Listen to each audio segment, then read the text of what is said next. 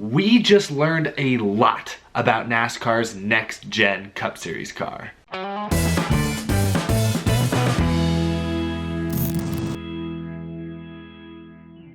How's it going, you guys? My name is Eric and welcome to Out of the Groove. I'm back from Auto Club Speedway. I'll be uploading, I believe, the first video from this past weekend tomorrow. It's basically going to be the entire Cup Series race day experience from start to finish. I got there early in the morning on Sunday and stayed late after the race and was basically going to take you guys on a tour of what a NASCAR Cup Series race day looks like at Auto Club Speedway. I did something similar for Las Vegas the week before, so if you enjoyed that video, I think you'll enjoy this one I did this past weekend. So that's going to be coming out tomorrow. I have another video that's it takes a little longer to edit. This is a little bit different video than what I've been doing recently, so that one's still taking some time to edit, but that will be up pretty soon as well. And then this weekend, I will be at Phoenix. So I'm just getting all this out of the way first and foremost because people still send me messages on Twitter and comments all the time. When are you gonna be at this race? Are you gonna be at this race?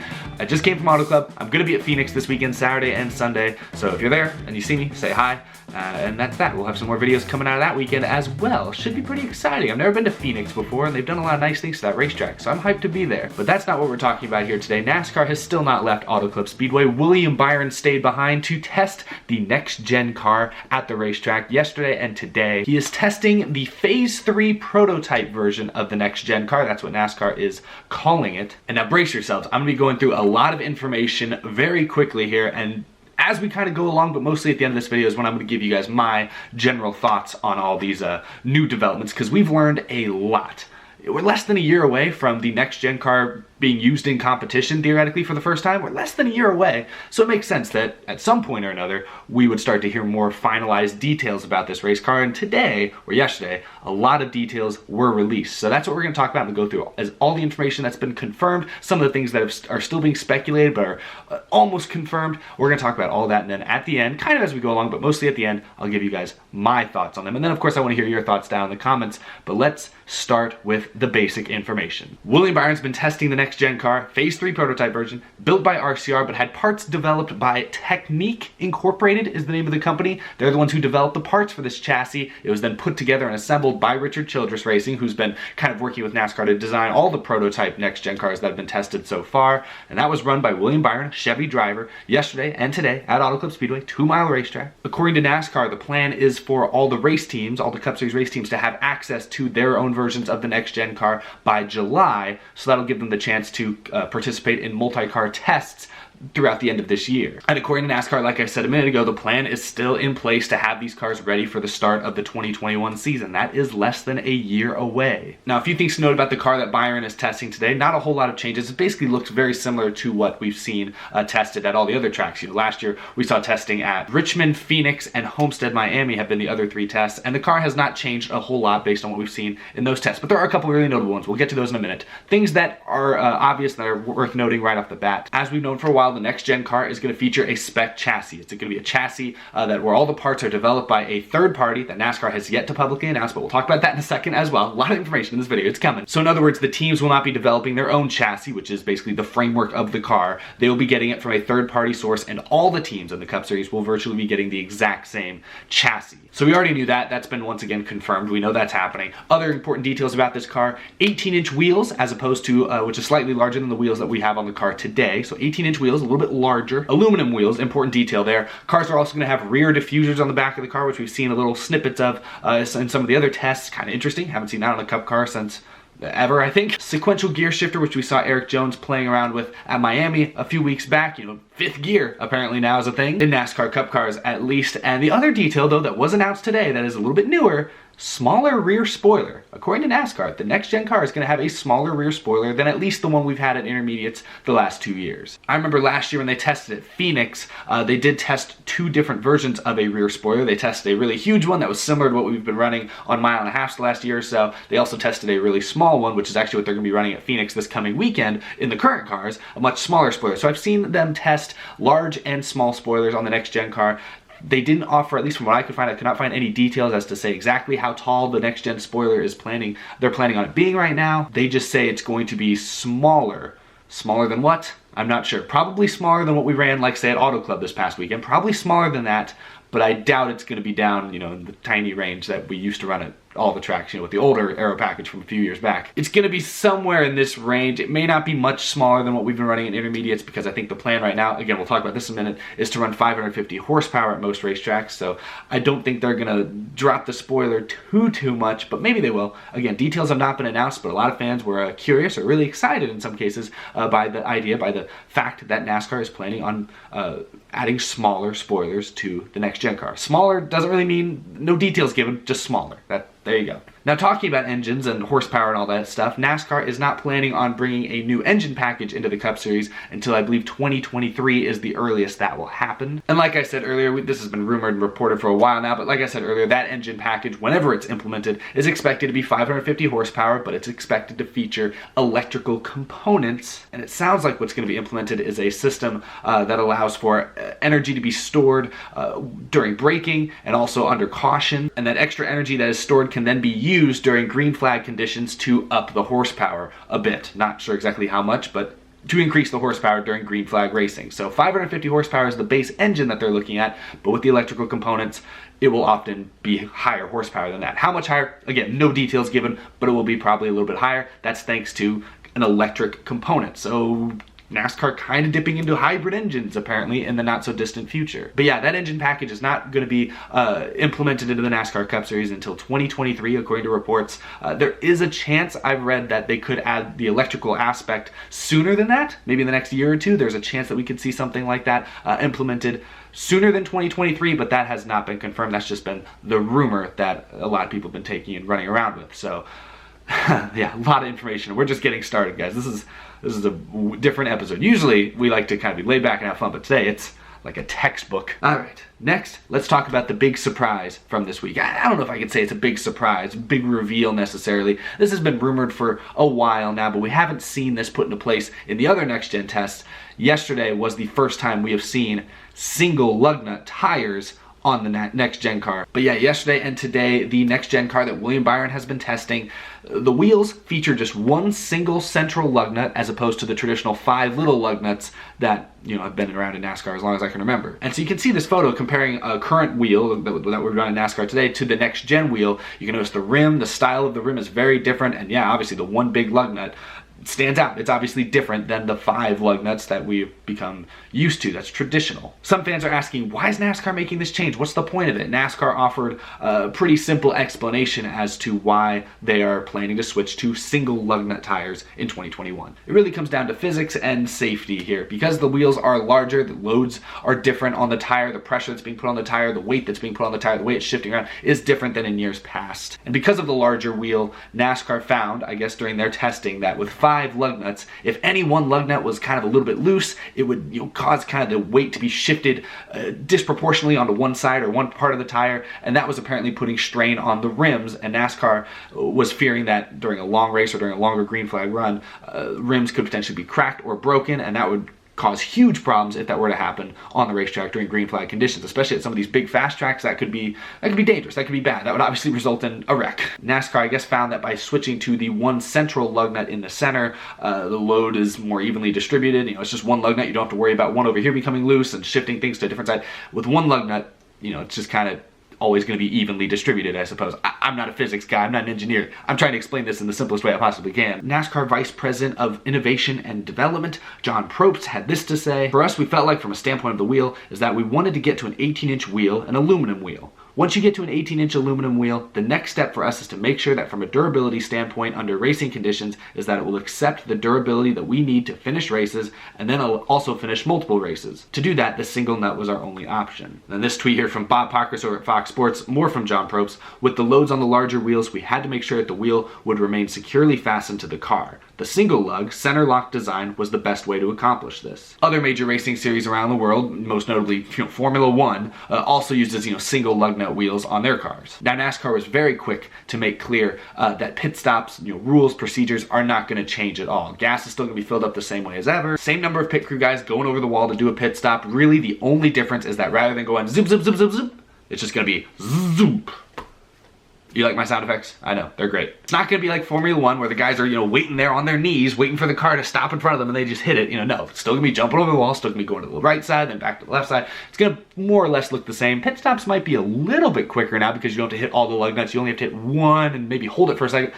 Instead of 15 second, 14 second stops like we're used to. Maybe we see some more 12-second stops. I don't really know, but we'll have to wait and see on that one. From a distance, Cup Series pit stops are going to look exactly the same as they always have.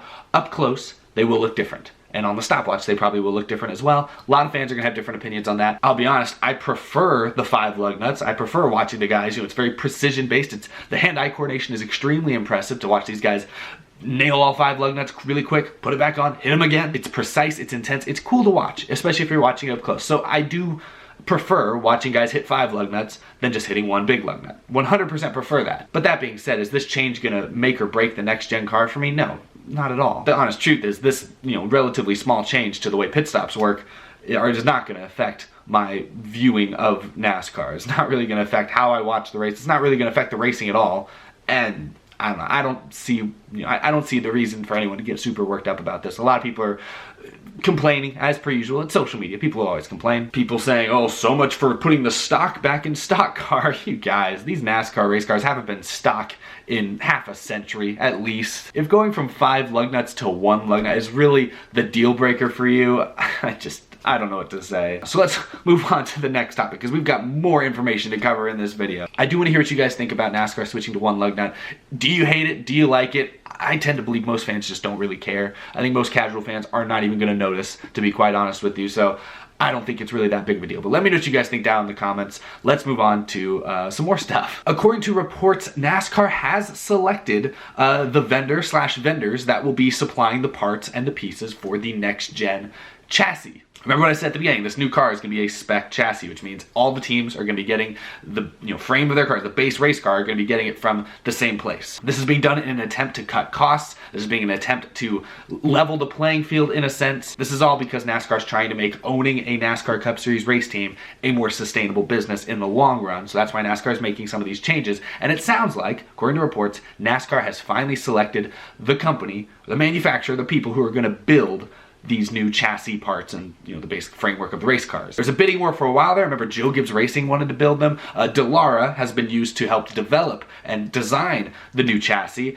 They build the chassis for IndyCar, but Dallara, according to reports, is not the company that's going to be building NASCAR's next-gen chassis. That honor, from the sounds of it, is going to be going to a company known as Technic Incorporated. Of course, this has not been confirmed by anybody, but Bob Pockrass, Fox Sports, incredible reporter, of course, we all know that. He reported that the Phase 3 prototype that's being tested today by William Byron, that chassis was built and supplied by Technic Incorporated. Technic is a company that has reportedly worked with several race teams over the last several years, helping them design and build parts for their prospective chassis when teams are building their own and everything. So they're no stranger to the NASCAR racing world, I guess. I saw this Twitter user right here, Bazi Tatarovich, I don't know how to say his name. Well, he found that Technic Incorporated has registered a new LLC in North Carolina and has sent out job listings for welders in the Charlotte area. He also reports that this new company, Technic Chassis LLC, is going to be setting up shop near Roush Fenway Racing and the NASCAR R&D Center. Those tweets, coupled with Bob Pockrass' reporting this week,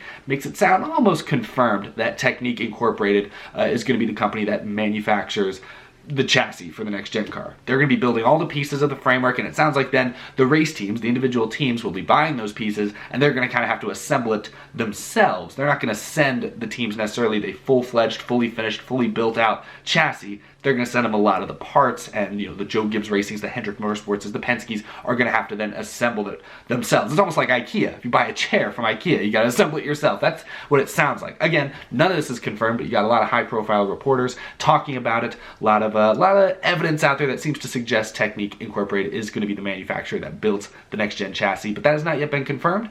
But that is out there now. Oh gosh, a lot of information in this video. The last big topic I want to tackle, the last main idea I want to discuss in this video is, will this all save money for race teams? Will this cut costs across the board? That's the question. Will all these changes have that effect? Because that's mainly the goal of the next gen car, from what we can tell, is to cut costs and make owning a NASCAR Cup Series team a more sustainable business. That's what it sounds like. That's the goal that NASCAR has made very clear through a lot of these changes, through a lot of their statements.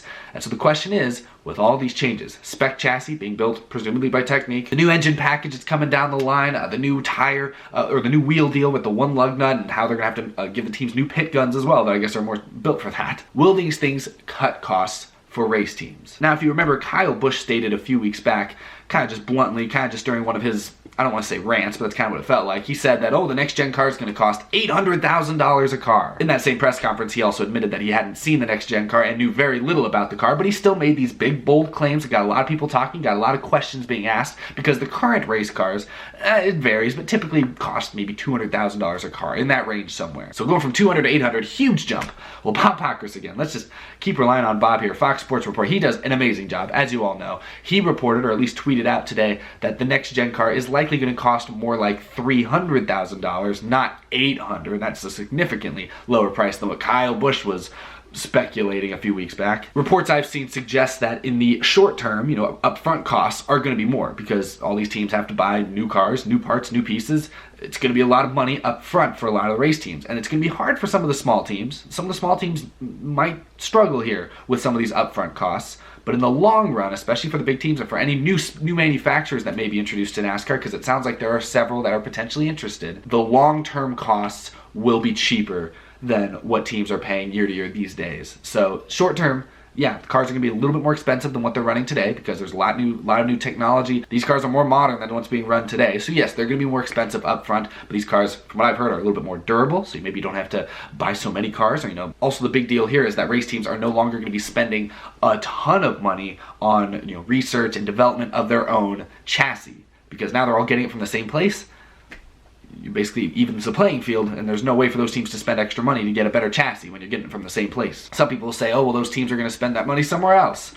If they want to spend that extra money on, you know, a better jack for pit stops, I mean, so be it. You can't stop them, but having a similar chassis, not being able to spend all that extra money on researching and developing a new chassis, that's a lot of money that these teams aren't going to be spending anymore. And that's also a major competition aspect that these teams aren't going to really be as focused on anymore. I've also seen reports that suggest NASCAR is seriously considering adding a sort of spending cap, similar to what you see in like the NFL, you know, a salary cap. Although I have heard if they do go through with this, it won't necessarily factor in driver contracts. It's more going to factor in, you know, research, wind tunnel time, that type of stuff. More stuff on the shop-based level. Still don't know if that's happening. That could be ways off. That could just be maybe be in discussion right now. They may not be very far along, but that's something I've heard as well. So yes, in the long run, these changes will definitely save the race teams money. Now, presumably here with NASCAR race teams, you know, no longer building their own chassis, those are some jobs at the shop that are likely going to be cut. There's going to be a form of downsizing. There already has been a little bit of downsizing, not just at the race team level, but even at the main corporate NASCAR level. There have been some downsizing in recent years. And that really sucks to see, but also keep in mind with, you know, Technic Incorporated, you know, moving there or building a new like factory, building a new headquarters in Charlotte. There's a lot of guys, I'm sure, that work for race teams that could probably get a job at Technic. I mean, they're already putting out job applications for people who can work, metal workers, I guess. Remember, GM is building that new racing-centered facility there in Charlotte as well, or in Concord, wherever it is. It's right near Charlotte, to focus on their NASCAR and IMSA efforts. And they're going to be hiring jobs as well. I'm not saying all the people that are losing their jobs in NASCAR are going to find new jobs within the industry. I don't believe that's going to happen, but some number of them will. I don't think it's going to be quite as doom and gloom as maybe it originally appears. But yeah, downsizing does suck because these are people that work really hard to get to where they are, and now their position with whatever team they're on is no longer needed. And that sucks. That is what it is. It's sucky when any business or any company has to downsize and lay people off or fire people. You know, it just sucks. It is what it is, though. NASCAR is in a it's in a transitioning period here. It's clear as day. They moved away from the Gen 7 moniker for this new car and started rebranding it the Next Gen car, because 2021 really is the start of something new and the start of something different. Seen a few small changes year to year the last few years here, but 2021 and beyond is really the start of something new. We don't know the schedule for next year yet, but all sources say it's gonna likely be a little bit different than we've seen in recent years. New race car, Jimmy Johnson, it's not going to be racing. The most successful driver from this past generation will not be in the Cup Series anymore, so that's going to take some getting used to. New sponsorship model debuting this year, with now just being branded the NASCAR Cup Series, quite simply, which, again, I really like that logo. 2021 and beyond is a new era for NASCAR, and the next generation, if you will. That's why they've been branding it this way. The entire industry is shifting a little bit. and it has been for a couple of years now, and it's probably going to continue for the next couple of years. People are going to kind of fall into different places. Wherever you were 5 years ago within the industry, you're probably going to get shifted to somewhere else, or at least something about your job or something about your position within NASCAR, if you work in NASCAR today, is going to change over the next few years. Something is going to change because the entire industry is shifting.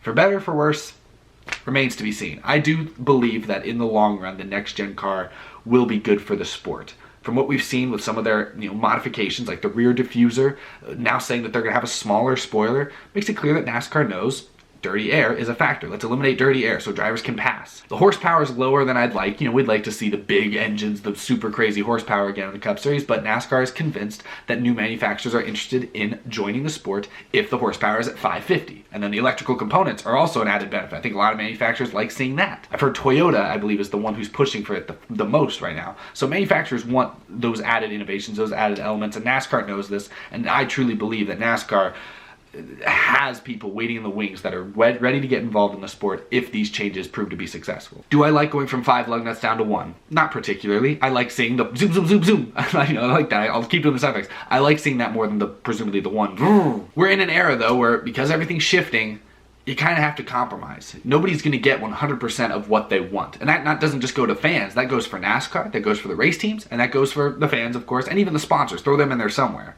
No one's going to get 100% of what they want with these changes. You're going to get some things you like, you're going to get some things you don't like. Everyone is. That's all I'm saying, is no one's going to get exactly what they want on every single aspect NASCAR is changing. But NASCAR has to make some of these changes because the world is changing very quickly. And I would argue NASCAR has been behind the 8 ball on a lot of these changes, especially when it comes to the technology of the race cars. They've been behind the 8 ball on a lot of these changes for far too long. So eventually, they had to innovate. They had to get with the times, so to speak. And I think 2021, with the way things are going, better time than ever to do it. Anyway, you guys, this was a long episode, covered a lot of information. And there's one last thing I want to hit on before we go. I saw this making rounds on Twitter. Apparently NASCAR has sent out a survey to their fan council. I don't know how you get on the fan council, but apparently that's a thing. And one of the questions from the survey was leaked, showing NASCAR apparently asking fans which design they would prefer, when it comes to showing sponsors and the car numbers on the side of the car. Oh, look at these options. I mean, the one there middle right is closest to what we have now. I don't hate the one on the top right there, or even the top left isn't the worst, but I like the numbers being big and popping. I look at other motorsports and, like Formula 1 or IndyCar, nobody really talks about the numbers that each drivers are driving. I mean, definitely fans do care. Fans of certain drivers do care about the number, but it's not the same as a NASCAR where you get the iconic 3, the 43, the Jeff Gordon 24. So I like having the number really big. Some of these options, I don't mind the quarter panel number, but it's just too small. The one on the bottom right, there's no number at all. Where's the number? It's just going to be sponsors? Yeah, so I'm not a huge fan of changing the way the number is placed on the side of the door. I do think that's pretty good the way it is. I don't know though, but that's interesting. Let me know what you guys think about that one. Anyway, a lot of stuff we covered in this video. I had fun though. I had fun. I have a headache now, but I had fun. If you're new to the channel, be sure to subscribe. I talk about NASCAR almost every day, it seems, every single week throughout the entire calendar year. So if you're a big NASCAR fan, you like watching cars go in circles for 4 hours. Oh my gosh, I'm going clockwise, counterclockwise. If you like watching cars go in circle all afternoon, you're in the right place because I like doing that too, and I love to talk about it. Follow me on Twitter, follow me on Instagram. We hit a really cool milestone on Twitter earlier this week. Got to 8,000 followers on there. Pretty cool. And in honor of that, I figured I'd do some fun giveaways here this week. So head on over to my Twitter at EricEsop17 because here in the next few days, I'm going to be giving away some awesome signed Eric Jones merchandise. Where are my Eric Jones fans at? Look at this, you guys. First win car, 164 scale, signed by Eric Jones himself. A signed playoffs hat, Eric Jones from last year. Or this is pretty freaking cool. A signed mini helmet by Eric Jones, the Clash winner from this year. If you're an Eric Jones fan, definitely get over to my Twitter because I will be giving away these bad boys as well as some other goodies. Get on over to my Twitter and get ready so you don't miss out on a chance to win. I got the SRAM wrap still on this thing. Look at that. Nice and sharp, EJ. Yeah, get on over there so you have a chance to win these awesome items. Thanks to the great people over at Eric Jones Racing, Joe Gibbs Racing, for sending me these awesome things so that I can send them all to you. So yeah, check that out. And of course, big thank you to my Patreon supporters. We continue to add some new names over there, so thank you all a ton for the support. I'll be at Phoenix this weekend, and that would not be possible without the support I get from you guys over there on Patreon. So if you want to support me and support the show, go check out that top link down below. I greatly appreciate you guys. are amazing. Thank you everyone for watching. That's all I've got. Long episode. Whew, gotta save my voice. Vlog from Auto Club coming tomorrow. Surprise video, hopefully gonna come out later this week. I'll probably have another Out of the Group before this weekend, and then I'll be at Phoenix, so lots of great stuff coming very, very soon. Thank you all for watching. I'll see you again in probably just a few hours, honestly. See you real soon, guys.